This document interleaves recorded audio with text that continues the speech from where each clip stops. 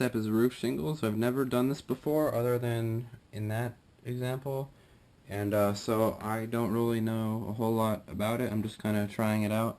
First thing you're going to do though is put lines going horizontally across the roof. Make sure you measure for them. I put the ruler right there at the tip of my fingernail on each side, so it's in the same spot on each side, and then I measured every 1/4 inch and I put markings, then I just drew lines across. Make sure they're straight and they're all parallel, because the whole point of this is to keep these from wandering, to keep them going perfectly straight across. So I did that on both sides. Then what you're going to do first is cut a bunch of small pieces. Figure out what size you want. That's my base piece, like the one that I measure everything off of. And then you're just going to go across, go to the very edge of the roof. The edge of the roof is going to look weird, but that's fine. And just go across on the bottom, then go across the next row, then the next row, then the next row. But make sure you're going back and forth like a brick pattern, so that there's no straight seam lines. It goes back and forth, and then at the end there will have to be half pieces every other row.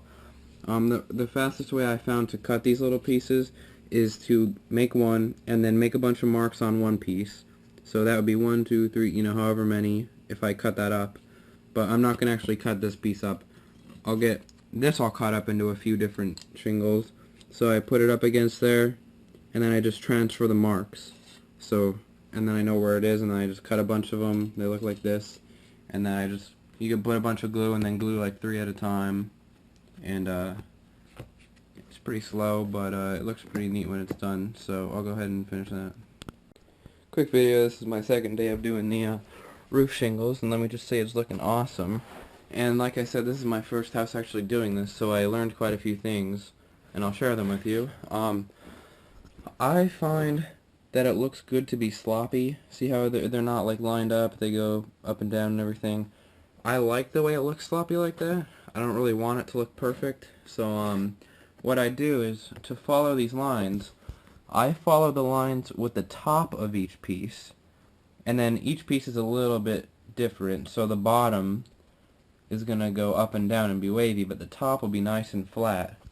And it doesn't have to go perfectly with each line, but make sure like it's parallel with the lines. That's all that matters. And yep, so I'll fill in this end piece when I'm done. Cutting these things is really annoying. This will be definitely the last house that I ever do this on, because if you look at my finger, there's like a bubble thing there now, and it hurts like crazy just from cutting so many pieces. And I'm making sure I use these sticks for these, because those ones are not straight. They're like bent and warped and everything, so I couldn't use them for like normal things. So I'm not wasting any good sticks for this. So that's 2 days worth of work. I'll work on it more tonight. That from here up, like more than half of that took like an hour maybe. So it really doesn't take that much time, but it's really annoying, and this will be the last time I do it. Another thing I want to point out, when you get to the very top, and you're doing the last row, I would do the last 2 at the same time. As you can see, I'll have to continue this across, but this one is very small, and this one's kind of normal size. What I do is, I'll go across on one side. I drew a line there just to show where they should end, and so it'll follow that line there. And then these pieces will end at the very tip of the roof. So I'll go all the way across like that, and then these pieces will, overhang just a little bit. There will be a straight line going across where my fingernail is, and then they'll just meet up right here. Congratulations, you completed the video series. Alright, finally it's done. I'll quickly show you the house, and but this isn't going to be like a formal tour of it. I'll make a separate video showing inside, and just like a little detailed video on it, so if you look at my videos you can see that. So here's the house. I finished the roofing. The top of it was a little hard to figure out. As you can see, the top pieces lined up perfectly. They worked out well, and then all of a sudden I had to create a new row because the shingles weren't uneven.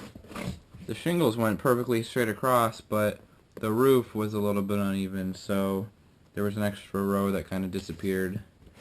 But you wouldn't even really be able to notice. That I don't like, how that looks weird on the side. I'm never going to shingle anything ever again, because if you look at my finger, I like destroyed my finger. My hand hurts so bad because I had to cut every single one of these. So basically, there's the inside, there's the bottom, put my name on there. Got some nice looking shutters. Underneath, like the soffits, they look a little bit crappy, but it doesn't really matter because you can barely see them. Yeah, so, oh yeah, also I want to show you how strong this thing is. This roof, I mean everything in it, but especially the roof is just incredibly strong. Like, I'm not even joking, I just pushed on that almost as hard as I could, and there's not any bend at all. Like, none whatsoever. There's just so many layers of everything in there. It's just so strong. Like, I don't know. I don't want to do too much stuff to it. I'd like to, like, throw it out my window and see what happens. But and if this thing's pretty strong too. But if you were to take off this little dowel, it's barely even glued on there. If that were to fall off, the roof would still support itself, just because everything's like glued together now. But yep, just wanted to kind of show you a little video of it, and thanks for watching, and goodbye.